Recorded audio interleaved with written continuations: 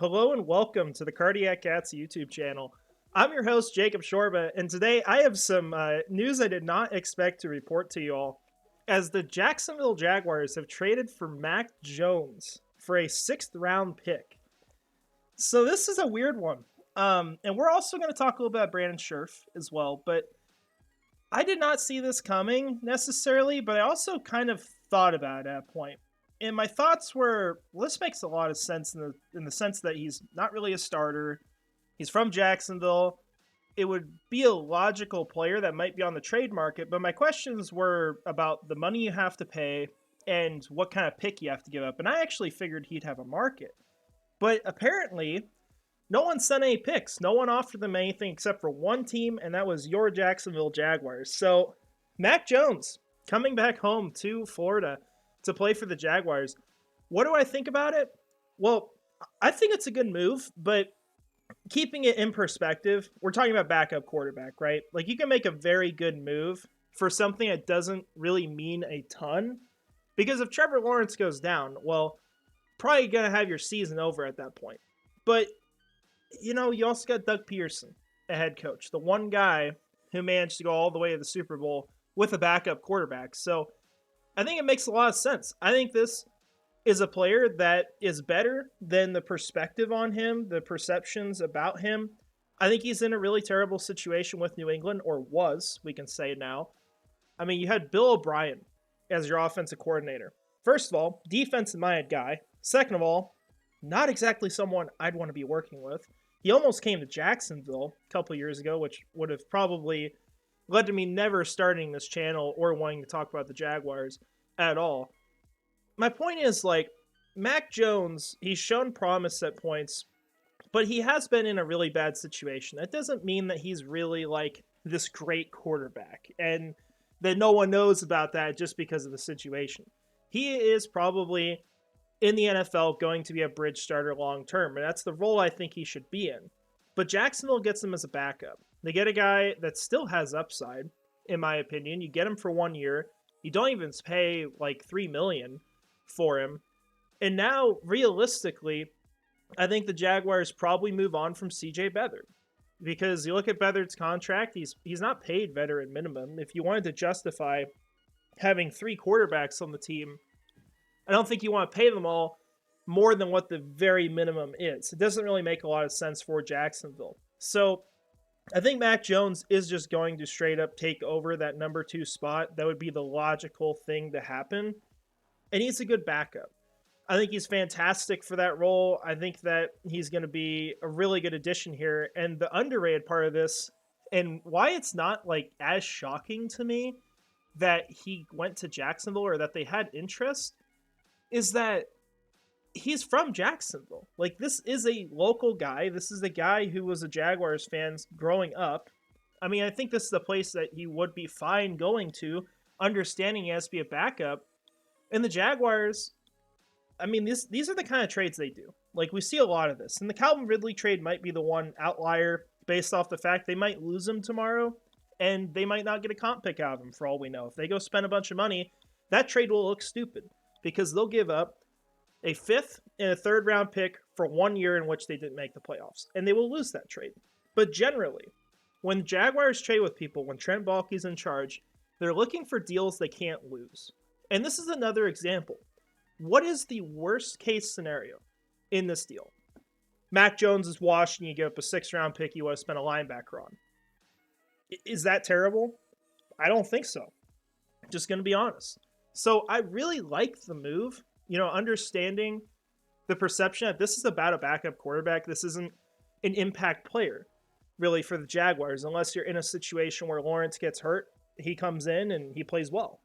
So it's very interesting that this happened, but I'm on board with it. If I had, say I was the GM and I knew that the Patriots were shopping him, and I knew the price was this low, and you didn't have to pay him a whole lot, like, I would do the same thing too. Being completely honest, this is a move I would have made as well. So I commend them for it.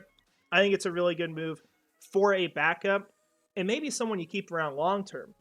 And the other side of this, if they don't keep him around long term, could you imagine a scenario where another team comes in and they pay him a contract in free agency. I'm not talking about 20, 30 million, not even 10 million, right? But I'm talking about just paying him something to come in and be their backup quarterback.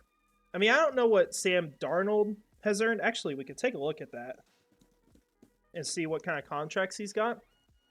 But they're decent. Like, he's getting some money.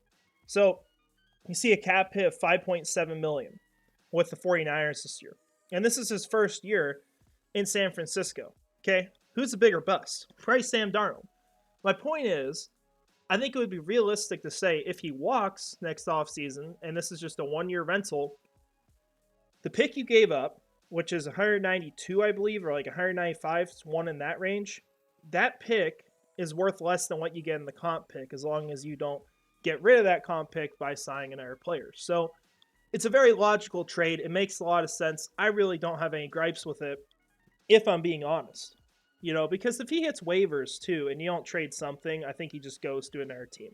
There's so many teams ahead that would have at least considered just bringing him in on his deal if it was free and they just paid the cap, you know. So I like this move a lot. Give me your thoughts on it. I know there's a lot of people, excuse me, that do not like this move. They don't like the guy, and it's probably a little bit from being told 2 years ago that he was better than Trevor Lawrence. Well, you know, if that frustrates you, just go back and find the receipts and let them know. But the other move, and I don't have official numbers on this, unfortunately. There's a lot of ambiguity around it. Don't really know what it's going to come out to. But the Jaguars and Brandon Sherf have reached an agreement on a deal that's going to effectively cut what he's earning by about $5 million. And it's confusing me because they're talking about adding 3 voidable years. I think what that means, and we'll pull up over the cap to take a look at this. Apologize for not having this up before. So right now, Brandon Sherf, I believe, already has 3 voidable years on his contract. You see $15 million base salary, 3 voidable years, 25 through 27. I wonder if it's possible that this is sort of a new deal, that it's resetting it and they're adding the 3 years back onto it to save cap space. That's what I wonder.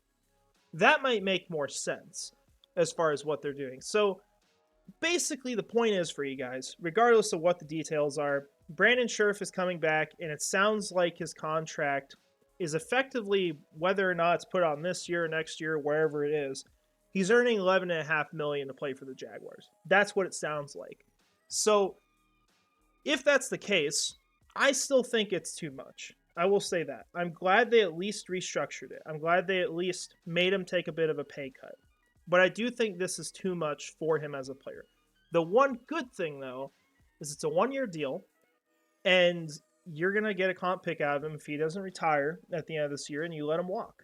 So I like that part of it. That's good. I just don't think you had to pay him any number over $10 million to keep him. I think if he hit the market, you know, maybe he's earning 7 or 8.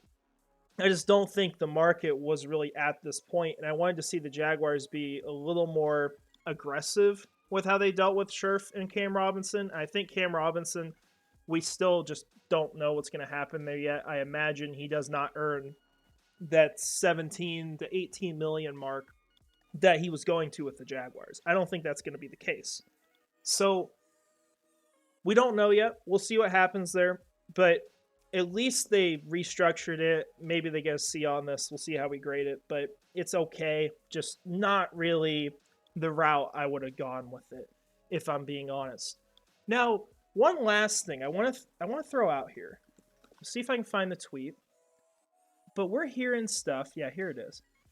We're hearing some very interesting rumors, and I have no clue why. I'm gonna be honest, but apparently, the Jaguars are among 3 teams, that also includes the Miami Dolphins and the Seattle Seahawks, that are looking to make a run at free agent linebacker Patrick Queen. And if I go to Edilla on here, you can find a tweet. Yep, here we go, where he got the same news. So what does this tell us? Just want to give my thoughts on this. I think for one, it tells you that Foye Oluokun is not safe this offseason. And what it probably tells me is that since they haven't cut him yet, he's probably a trade candidate. He's probably someone they could get something for on the market. So maybe the Jaguars feel like we need to bring in Patrick Queen. He's a better fit for what we want to do. I'll be honest, I don't know Patrick Queen's game. I'm not familiar with it. And I haven't really researched how Lucan fits into Nielsen's defense, if I'm just being honest. I know he's a good tackler. That's the important thing. But it's interesting because I think it shows that the Jaguars are willing to move on from a Lucan. They're probably going to trade him if this is all true and they do get Patrick Queen. Then you move on from a Lucan that way because otherwise they would have cut him like they did with Darius Williams, where maybe they didn't think a team would trade for him, which I still think is ridiculous. I can't believe that there isn't one of 31 teams that would trade for someone who was one of the best zone cornerbacks in the NFL last year. But I've ranted about that before, so I don't got to go back there. But it's interesting that the Jaguars are looking at this, and maybe if they don't land Patrick Queen and they get to the draft and you say Edgerrin Cooper's there, a player like that, maybe even Peyton Wilson, who's another like really fast linebacker, I could see the Jaguars making that pick. I think it could happen. We'll see what takes place, but you got to look at it like, Muma's probably your third guy, realistically, who rotates in whenever you have three linebackers out there. Lloyd has to be your second guy. I mean, he's the third-year rookie now. He's done fine. I don't know how you move on from him at this point or say, hey, you're not going to be a starter. So I think it brings into question Foye Lucan the most. So very interesting. I didn't read this before, but I'll tell you what, money will probably take care of that if he's not interested in the Jaguars. But we'll see what happens. I think it does tell us, though, where the Jaguars sit with some of these players. I think there's a lot that has not been determined. Give it time. Even after free agency starts, we're going to start learning more. You could even talk about Gabe Davis getting signed and replacing Zay Jones, who could get cut after. We just don't know the future of a lot of these players. So be patient with it. Just watch everything. Know that there are a lot of options on the table for the Jaguars. But that's what I've got today. If we get more news tonight, we'll see, and we'll talk about it.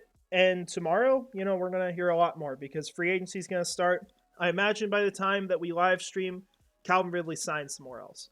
But we'll see what happens. So I appreciate you guys watching. I hope you have a great rest of your day. And finally, go Jags.